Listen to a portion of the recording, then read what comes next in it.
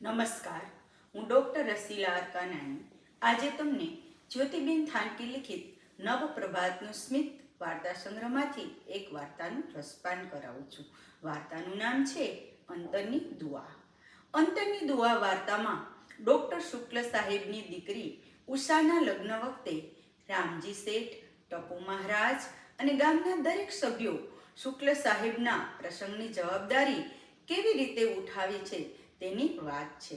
અમદાવાદથી આવેલી જાન મેપા પટેલની વાડીના ફળ, નાળિયેર આદિ ખાઈ પીને ખુશ થઈ ગઈ.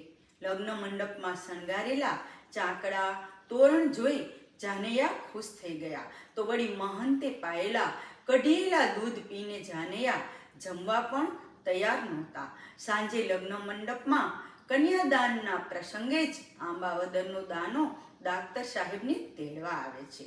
ડૉક્ટર દાનાની દીકરીનું દુઃખ સાંભળે છે અને જરૂરી સાધનો લઈ ઘોડા પર બેસી ઉષાનું કન્યાદાન ભાઈને આપવાનું કહી ચાલતા થયા. સારવાર શરૂ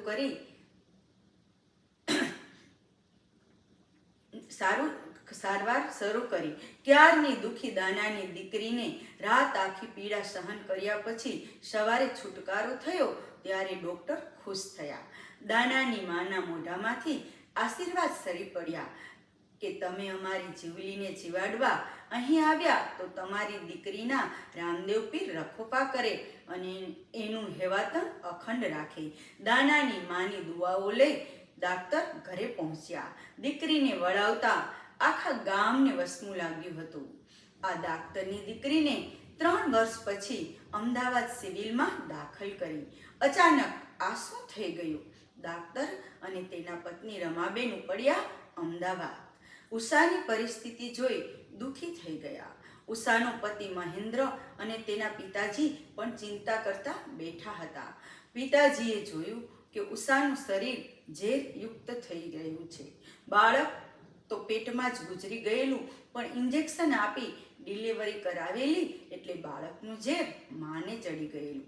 ઉષાના બચવાના ચાન્સ ખૂબ ઓછા હતા. ડૉક્ટરે બહાર આવી શુક્લ સાહેબને દિલાસો આપતા કહ્યું કે હવે તો ભગવાન જ બચાવી શકે. ઉષાના શરીરમાંથી ધીમે ધીમે ઝેર ઓછું થવા લાગ્યું ને તે સાવ સાજી થઈને બહાર આવી. ત્યારે શુક્લ સાહેબને દાના હરિજનની માની અંતરની દુઆઓ યાદ આવી. ભગવાન તારી દીકરીનું હેવાતણ અખંડ રાખે. અસ્તુ.